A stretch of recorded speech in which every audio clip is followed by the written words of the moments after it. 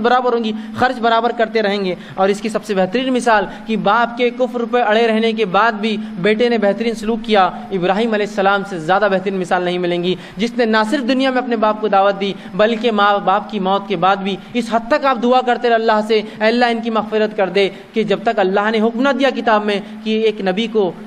جو ہے ایک نبی کی شان نہیں ہے کہ کسی مشرک کے لیے دعا کرے، تب جو ہے ابراہیم علیہ السلام نے جو ہے اپنے والد کے لیے دعا چھوڑ دی، یاد رکھی۔ بلکہ اس حد تک فکر مند تھے کہ انہوں نے ایک دعا جو اللہ رب العزت ہر نبی کی ایک دعا سنتا ہے، ابراہیم علیہ السلام نے وہ دعا نہیں کی اپنی، اور اللہ کے رسول فرماتے ہیں مسلم کی روایت صحیح مسلم کی، روز قیامت یہ دعا کریں گے اللہ میرے والد کی جو مغفرت کر دے، بخش دے۔ اللہ رب العزت فرمائے گا ابراہیم تم جانتے ہو کہ مشرک پر اور کافر پر میں نے جنت کو حرام کیا ہے، تو وہ کہیں گے اللہ پھر مجھے رسوا نہ کر ان کی وجہ سے، اس لیے کہ ان کو اصلی شکل میں جہنم میں جاتے ہوئے دیکھ کر تکلیف ہوں گی مجھے۔ تو اللہ کے رسول فرماتے ہیں اللہ کہیں گا ابراہیم اپنے خطبوں میں دیکھو،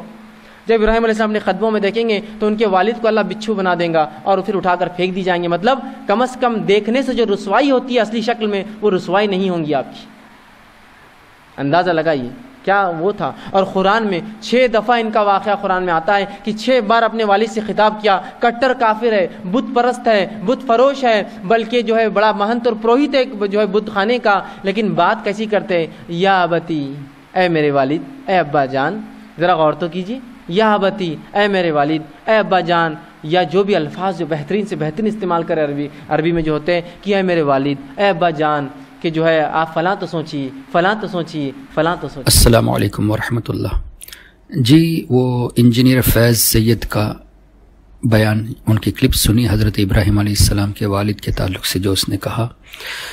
سب سے بڑی بیوقوفی تو فیض صاحب نے یہ کر دی کہ انہوں نے یہ کہا کہ ابراہیم علیہ السلام اس وقت تک استغفار کرتے رہے اپنے والد کے لیے جب تک قرآن کریم کی یہ آیت نازل نہ ہوئی کہ مشرکین کے لیے استغفار نہ کیا جائے۔ اب قرآن کریم حضور علیہ السلام پر نازل ہوا۔ حضرت ابراہیم علیہ السلام کئی ہزار سال پہلے نبی کریم صلی اللہ علیہ وسلم سے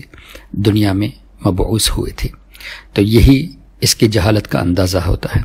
پھر دوسرا یہ ہے کہ جہاں یا ابتی کا لفظ ہے تو قرآن کریم سے ہی ثابت ہے کہ چچا کو بھی ابو کہا جاتا ہے۔ حضرت ابراہیم علیہ السلام کے والد تارخ تھے، ان کے چچا آزر تھے، اور حافظ ابن کثیر نے تفسیر ابن کثیر میں بھی یہ لکھا ہے کہ ابراہیم علیہ السلام کے والد کا نام تارخ تھا، اور قرآن میں جو وَإِذْ قَالَ إِبْرَاهِيمُ لِأَبِيهِ آزر لکھا ہے وہ ان کے چچا کا تذکرہ ہے۔ اب حافظ ابن کثیر جن کو یہ لوگ مانتے ہیں، انہوں نے بھی اپنی تفسیر میں یہ واضح کر دیا کہ ابراہیم علیہ السلام کے والد تارخ تھے، آزر نہیں۔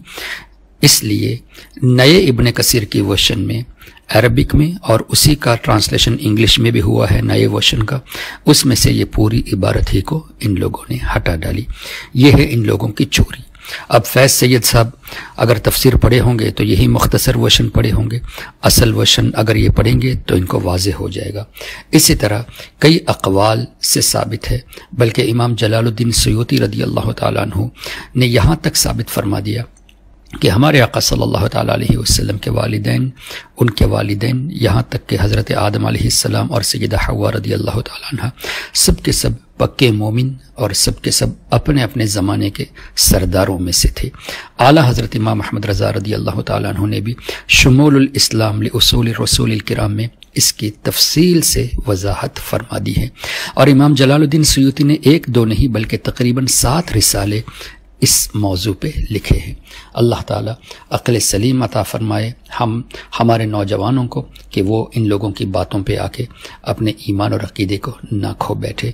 ضرورت اس بات کی ہے کہ بزرگوں کی کتابوں کا مطالعہ کیا جائے، اور آج کے دور میں بہت آسان طریقے سے اعلیٰ حضرت امام احمد رضا نے ہمارے ایمان کی حفاظت کا سامان تیار فرما دیا ہے۔ ان کی کتابوں کا مطالعہ کرے تو تمام بزرگوں کی باتیں ان کی کتابوں میں بحیثیت سمری کے مل جائیں گی۔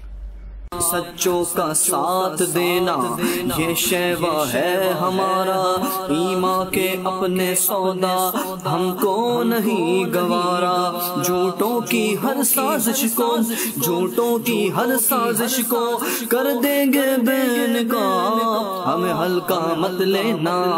سن لیجئے جناب، ہمیں ہلکا مت لینا۔